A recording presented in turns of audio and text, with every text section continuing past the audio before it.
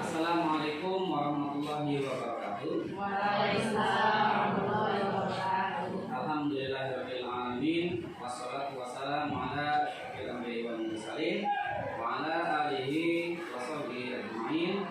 Rabbi shrah li sadri wa yassir li amri wahlul 'uqdatam min lisani yafqahu qawli. Amma ba'du. Alhamdulillah, pada kesempatan yang siang berbahagia ini kita masih diberikan oleh Allah Subhanahu wa taala berupa kenikmatan iman Islam serta ihsan, sehingga pada kesempatan siang ini kita bisa berkumpul di SMP Negeri Akun dalam keadaan sehat walafiat. Doa salam semoga senantiasa tercurahkan kepada kehadiran Nabi kita Muhammad sallallahu alaihi wasallam. Ibu sekalian serta bapak sekalian yang Allah dirahmati oleh Allah Subhanahu wa taala, mohon izin seperti itu bukan ini sifatnya menggurui, tapi kita dalam hal ini belajar bersama-sama, yaitu tentang budaya positif. Ini kebetulan saya mengikuti program guru penggerak, jadi beberapa minggu yang lewat kami telah belajar budaya positif. Apa-apa yang nanti akan kita lakukan demi kebaikan di sekolah kita. Gimana kabarnya Bapak Ibu sekalian, sehat? Alhamdulillah, terus semangat ya, walaupun ini agak siang tapi kita terus semangat. Jadi Bapak Ibu sekalian, kita akan menyampaikan tentang budaya positif, menyebarkan pemahaman dan penerapan pengalaman budaya positif.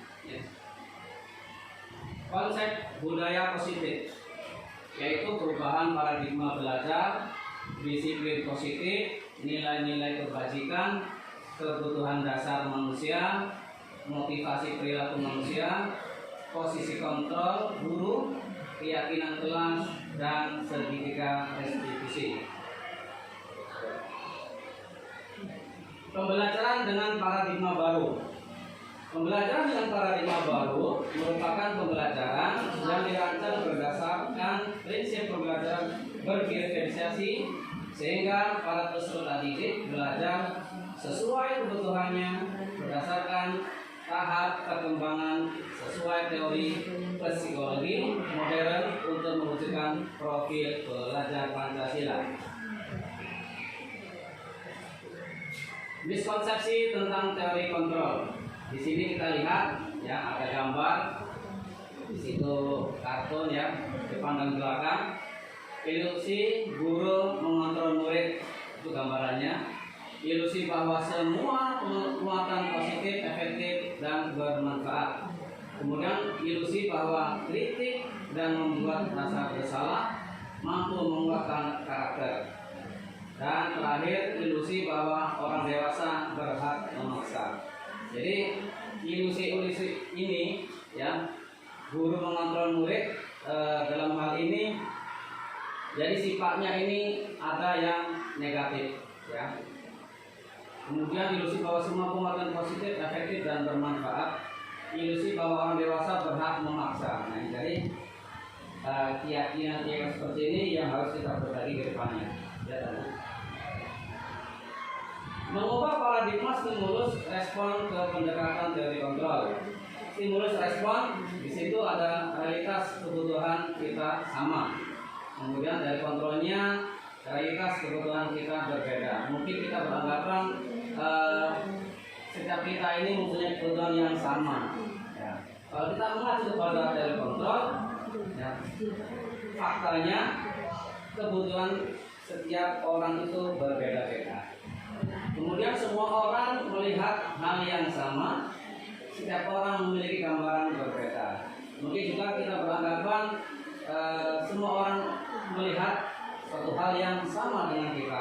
Tapi Kalau di dalam teori kontrol itu setiap orang memiliki gambaran yang berbeda. Kita mencoba mengubah orang agar berpandangan sama dengan kita. Kalau di teori kontrolnya, kita berusaha memahami pandangan orang lain tentang dunia.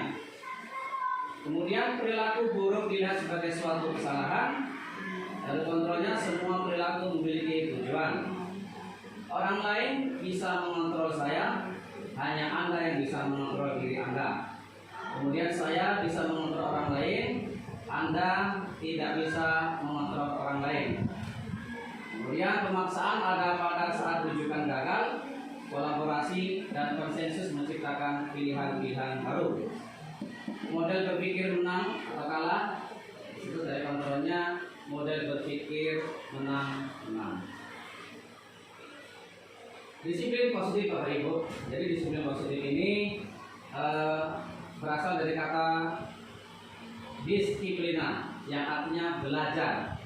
Jadi disiplin mengacu pada disiplin diri yang memiliki tanggung jawab terhadap apa yang dilakukannya berdasarkan nilai-nilai yang diyakini. Disiplin positif merupakan salah satu cara menerapkan disiplin yang bertujuan untuk menumbuhkan kesadaran serta memberdayakan peserta didik tanpa imbalan penghargaan atau reward, ancaman atau hukuman. Sebagai pendidik, tujuan kita adalah menciptakan peserta didik yang memiliki disiplin diri sehingga mereka berperilaku mengacu kepada nilai-nilai kebajikan universal dan memiliki motivasi intrinsik dalam perubahan perilaku ke arah yang lebih baik. Nilai-nilai kebajikan, nilai yang disepakati bersama lepas dari suku bangsa, agama, bahasa maupun latar belakangnya. Jadi contoh nilai kebajikan institusi atau organisasi. Yang pertama ada profil pelajar Pancasila, beriman dan bertakwa pada Tuhan Yang Maha Esa dan berakhlak mulia, berkebinekaan global, gotong royong, mandiri, kreatif, dan bernalar kritis. Ibu Primary Year program PYP, toleransi, rasa hormat, integritas, mandiri, menghargai, antusias, empati, keingin-tahuan, kreativitas, kerjasama, percaya diri, dan komitmen. Dan terakhir ada keterampilan hidup life skill, dapat dipercaya, lurus hati, pendengar yang aktif, tidak merendahkan orang lain, dan memberikan yang terbaik dari diri. Kebutuhan dasar manusia, Bapak sekalian, saudara sekalian, setiap manusia pasti mempunyai suatu kebutuhan, dan setiap kebutuhan manusia ini tidak sama. Kebutuhan dasar manusia adalah segala sesuatu yang kita lakukan untuk mendapat apa yang kita inginkan. Seluruh tindakan yang kita lakukan memiliki tujuan tertentu, dan semua usaha terbaik yang kita lakukan adalah dalam rangka agar kebutuhan dasar kita terpenuhi dengan baik.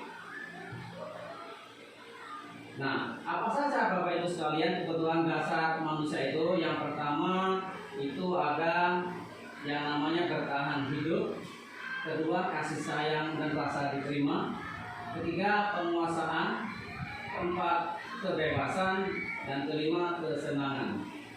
Bertahan hidup, di situ misalnya makanan, pakaian, tempat tinggal, keamanan, serta kesehatan. Mungkin ada yang lain perlu ditambahkan Bapak Ibu selain poin-poin tersebut. Bertahan hidup, makanan sudah, tempat tinggal sudah, minuman mungkin Bapak Ibu ya, air ya di situ, agar manusia itu bisa bertahan hidup. Kemudian kasih sayang dan rasa diterima. Rasa diterima, dipedulikan, berbagi, kerjasama, menjadi bagian dalam kelompok. Tidak pernah tentu kita sebagai makhluk sosial itu nggak bisa hidup sendiri, pasti memerlukan bantuan orang lain. Oleh sebab itu, misalnya kita di masyarakat, pasti ya setiap orang ingin merasa diterima di dalam anggota masyarakat, ya diperdulikan atau dianggap, saling berbagi, saling bekerjasama, saling bergotong royong, menjadi bagian dalam kelompok tersebut. Kemudian penguasaan. Kebutuhan dasar yang ketiga adalah kekuasaan. Apa di situ? Yaitu harga diri, keinginan untuk dianggap, memimpin, prestasi, diakui dan didengar. Jadi bacanya kita sebagai manusia biasa juga, pendapat kita juga pasti ingin didengar oleh rekan-rekan kita. Begitu juga dengan peserta didik, mereka juga ingin didengar ya, pendapat-pendapat mereka. Kemudian kebebasan yang keempat, mandiri, memiliki pilihan, mencoba hal-hal baru, mampu mengendalikan arah dirinya. Jadi setiap manusia itu berpotensi untuk berekspresi dalam kebebasan, Bapak Ibu. Mampu mengendalikan arah dirinya sesuai dengan apa yang diinginkannya. Kemudian yang terakhir yaitu kebutuhan tentang kesenangan, bermain, humor, antusias, kemudian tertawa. Mungkin Bapak Ibu ada ditambahkan selain bermain, humor, antusiasme, tertawa dari hal kesenangan, rekreasi, berbelanja di mall ya itu kan kesenangan. Apalagi selfie gitu ya. Jadi dalam 5 kebutuhan dasar manusia ini memang sudah melekat ya. Lanjut. Motivasi perilaku manusia. Motivasi perilaku manusia itu apa? Terutama untuk menghindari ketidaknyamanan hukuman. Motivasi ekstrinsik untuk mendapat imbalan penghargaan dari orang lain, dan terakhir untuk menjadi orang yang mereka inginkan dan menghargai diri sendiri dengan nilai-nilai yang mereka percaya. Jadi di situ ada motivasi intrinsik ya. Bapak Ibu, kita lihat di situ ada hukuman, konsekuensi, dan terakhir restitusi. Hukuman tidak terencana atau tiba-tiba. Murid tidak tahu apa yang akan terjadi atau tidak dilibatkan. Kemudian bersifat satu arah, kemudian berupa hukuman fisik psikis. Yang kedua, konsekuensi. Rencana disepakati sesuai peraturan. Murid tetap dibuat tidak nyaman, sikap guru selalu memonitor murid. Kemudian restitusi terakhir, proses menciptakan kondisi bagi murid untuk memperbaiki kesalahan. Proses kolaboratif yang mengajarkan murid untuk mencari solusi sendiri. Jadi Bapak Ibu, khususnya saya yang mungkin kita pernah melakukan dalam hal ini hukuman kepada anak-anak, ya. Dan tanpa kita sadari berdampak negatif bagi peserta didik. Jadi di sini ada 5 posisi kontrol yang harus kita ketahui dan pahami Bapak Ibu. Jadi posisi kontrol yang pertama itu penghukum, yang kedua membuat merasa bersalah, ketiga teman, keempat pemantau, dan terakhir manajer. Contoh penerapan 5 posisi kontrol guru. Siswa tidak memakai atribut lengkap saat upacara bendera. Apa penghukumnya? Hormat pada bendera selama 1 jam misal. Kemudian berapa kali ibu atau bapak harus memberitahu kamu selalu saja mengecewakan ibu bapak. Ini dia sebagai pembuat merasa bersalah. Jadi mungkin kita juga pernah dalam mengajar anak-anak, ya sudah pernah Bapak Ibu, anak-anak yang tidak mengerjakan tugas saya hukum memang. Ini sebelum saya ngikutin CPP, misalnya suruh bersihkan musola, WC, gitu kan, dan lain sebagainya. Kemudian kasus siswa tidak memakai atribut lengkap saat upacara bendera, ya. Di situ ada posisi sebagai teman dan pemantau. Misalnya sebagai teman, ayo dong ikuti aturan sekolah, tolong bantu ibu bapak ya. Kali ini ya sudah, tidak apa-apa. Lain kali jangan sampai berbuat seperti lagi ya. Sebagai pemantau, kamu sudah melanggar peraturan sekolah. Kamu tahu konsekuensinya. Setelah upacara kamu beli atributnya ke koperasi dan jangan diulangi lagi. Ini Bapak Ibu nanti silakan dijawab Ya, kira-kira posisi kontrol yang mana ini? Posisi kontrol apakah aku? Saya kecewa sekali dengan kamu. Ya, kira-kira posisi kontrol apa? Ayo. Coba ulangi mas, yang atas tadi. Ada 5 posisi kontrol. Ya. Jadi sini saya ulangi ada 5 posisi kontrol: penghukum, pembuat merasa bersalah, atau teman, kemudian atau pemantau, dan terakhir manajer. Lanjut. Yang tadi apa? Tiga manajer. Ya. Ini sebagai contoh lagi Bapak Ibu. Saya ulangi, kasus siswa tidak memakai atribut lengkap upacara bendera. Ini kita sebagai penghukum ya, hormat pada bendera selama 1 jam. Ini contohnya. Kemudian sebagai pembuat merasa bersalah, berapa kali ibu bapak harus memberitahu kamu selalu saja mengecewakan ibu bapak. Ya. Ketiga, ini sebagai posisi kontrol sebagai teman. Ayo dong, ikuti aturan sekolah. Tolong bantu ibu bapak ya kali ini. Ya sudah, tidak apa-apa. Lain kali jangan sampai berbuat seperti ini lagi ya. Dan pemantau, kamu sudah melanggar peraturan sekolah. Kamu tahu konsekuensinya.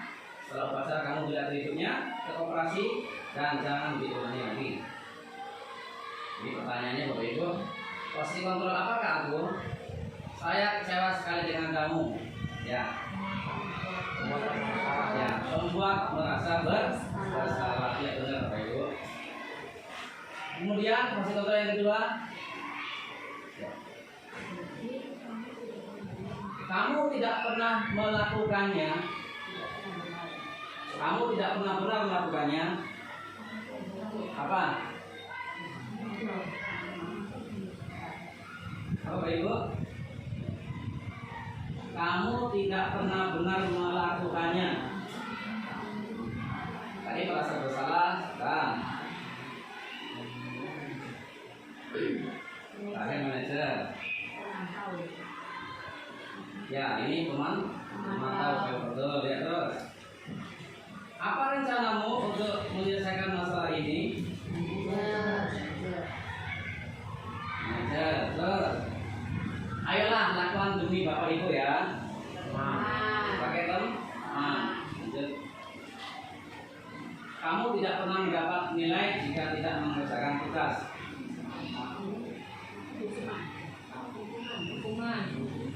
Apa?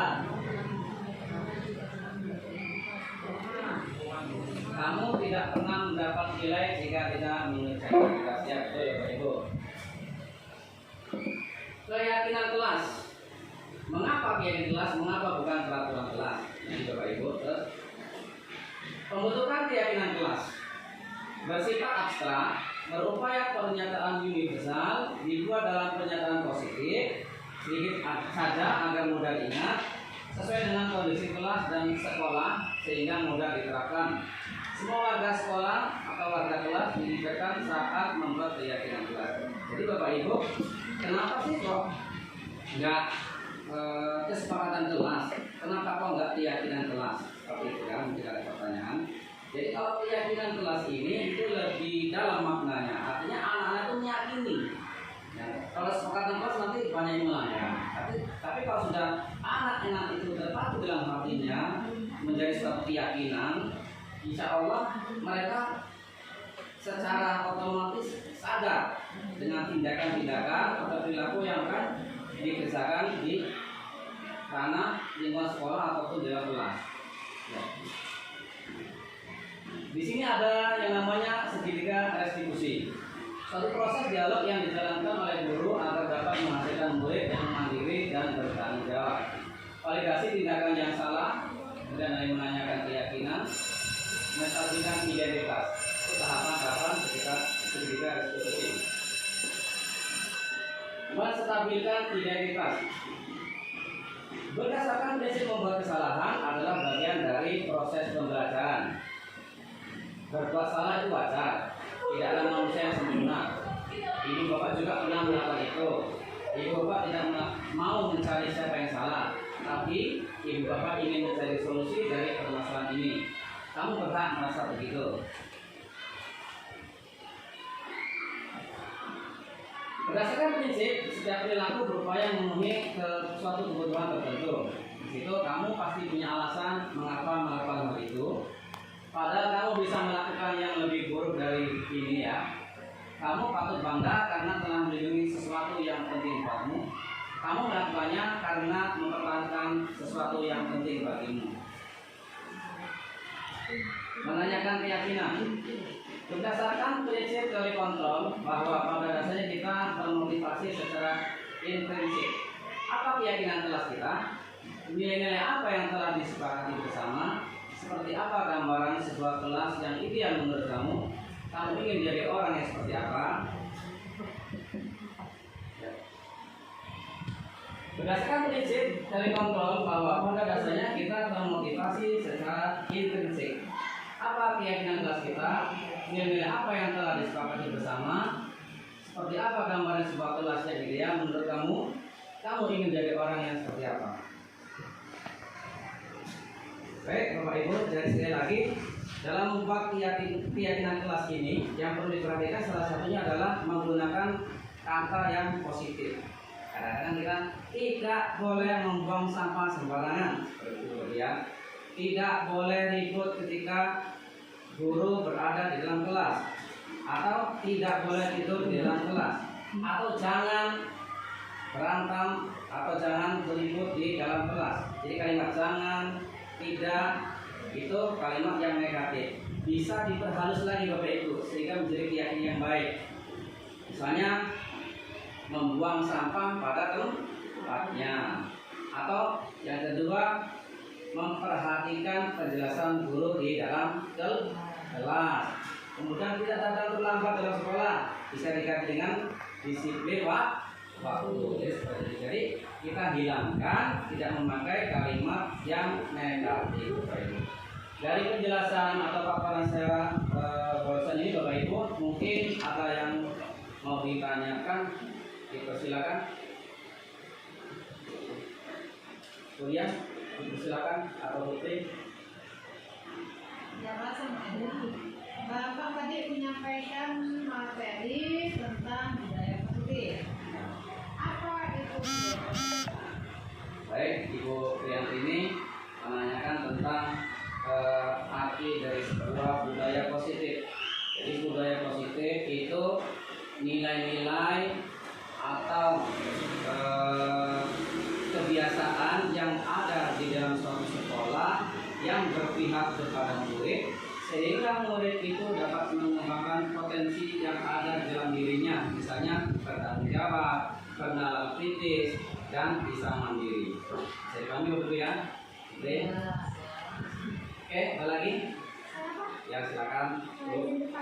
Setelah membuat keyakinan kelas, bagaimana cara Bapak dalam mengatasi murid yang ternyata melanggar keyakinan kelas tersebut? Oke, bagaimana cara saya yang dalam mengatasi anak yang datang terlambat ya, ke sekolah atau masuk kelas, sedangkan keyakinan kelas sudah dibuat atau disepakati bersama. Jadi saya bekerja sebagai dalam hal ini sebagai manajer. Mungkin bisa kita tayangkan versi yang pernah saya lakukan di sebuah kelas. Apa hari ini kenapa akan dipanggil dari Bapak kantor? Tidak tahu. Apa tadi sampai ke sekolah Bapak? Dari apa? Tahu kan? Apa di sekolah kita? Apa ada Bapak masuk? Jam 7.30 tidak masuk ya. Dalam ini Bapak tidak akan menyalahkan kita sama ya. Bapak lihat pernah ada kesalahan. Dan saya itu pernah ada kesalahan. Bapak tidak pernah ada kesalahan. Dulu pernah misalnya selamat menjadi rapat dari guru. Jadi di sini Bapak bertanya, pasti ada alasan saya kok bisa terlambat sekolahnya. Kenapa kalian bisa terlambat sekolahnya? Ibunya kemarin, ibunya belum malam. Emangnya si Abah kenapa semalam tidurnya? Jam 11 malam. Kok bisa sampai malam tidurnya? Main game. Jadi kalau main game tidurnya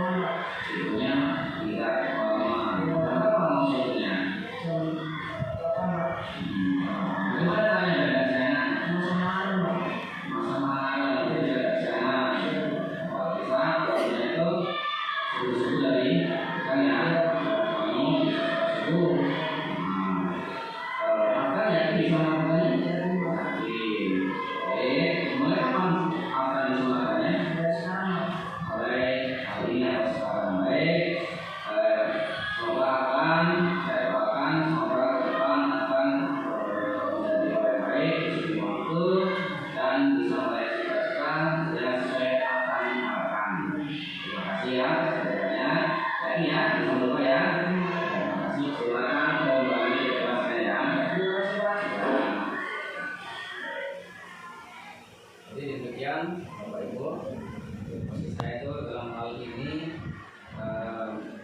sebagai manajer, sebagai manajer. Baik Bapak Ibu,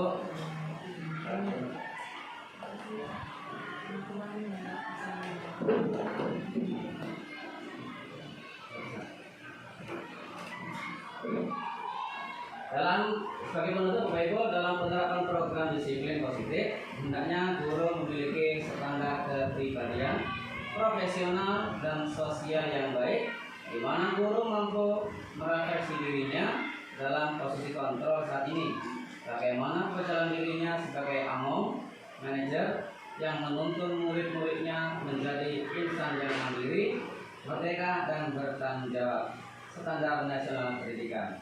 Bapak Ibu, terima kasih atas waktunya dan kesediaannya untuk berkumpul di sini. Mudah-mudahan apa yang saya sampaikan dapat bermanfaat dan dapat kita aplikasikan dalam proses pembelajaran di sekolah kita. Dan saya akhiri, wabillahi taufiq wal hidayah. Wassalamualaikum warahmatullahi wabarakatuh. Waalaikumsalam warahmatullahi wabarakatuh.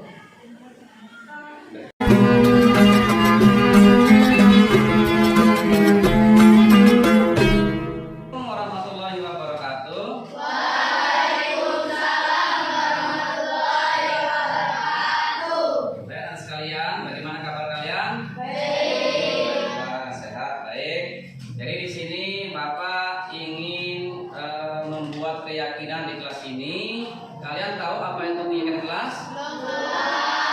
Baik. Jadi keyakinan kelas itu boleh dikatakan aturan atau aturan kelas yang harus kita sepakati bersama. Paham ya? Ya apa? Pembelajaran yang ada di kelas ini akan menyenangkan, gitu kan? Tidak membosankan. Nah, jadi keyakinan kelas ini harus kita buat. Biar apa? Pelaksanaan kegiatan pembelajaran berjalan dengan baik. Gunanya untuk kita semua warga sekolah, ya, antara guru dan anak-anak sekalian. Jadi keyakinan kelas ini kita buat dengan kalimat yang positif. Tidak boleh menggunakan kalimat yang negatif. Contohnya, tidak boleh membuang sampah sembarangan. Jadi kalimat negatif itu, ya. Boleh diganti dengan kalimat misalnya menjaga kebersihan kelas. Ya. Kalimat jangan membuang sampah atau tidak boleh berkata kasar. Jadi bahasa tidak boleh, jangan itu kita tidak pakai lagi. Harus menggunakan yang kalimat yang positif. Baik anak-anak sekalian, kalian sudah siap untuk membuat keyakinan kelas? Siap ya. Jadi nanti Bapak akan bagi kertas satu persatu, kalian isi keyakinan kelas. Jadi kita buat. Setelah itu nanti kita tempel di kertas karton yang sudah Bapak buat ini. Kalian tempel di sini, ya. Setiap orang nanti isi sesuai dengan idenya masing-masing. Tapi yang menggunakan kalimat yang positif. Baik. Saya bagikan kertasnya, nanti kalian tulis sesuai dengan idenya masing-masing.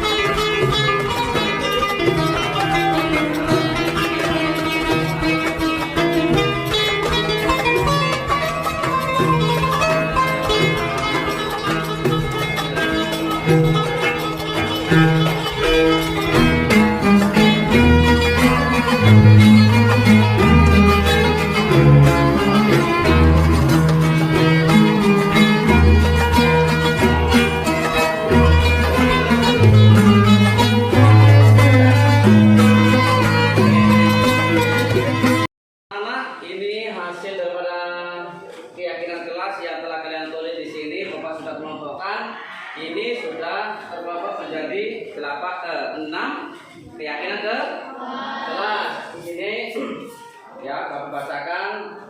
Di situ ada menjaga fasilitas kelas, kemudian piket sesuai jadwal, kemudian bertanggung jawab, memakai baju seragam dengan rapi, memperhatikan penjelasan guru saat belajar, kemudian menjaga sopan santun. Kakek dulu, Pak. Sekalian, dari keyakinan kelas yang 6 ini, apakah kalian sepakat setuju? Setuju. Oke, kalau setuju, nanti kalian satu persatu tanda tangan di sini ya, apa yang telah kalian tulis. Ya, silakan.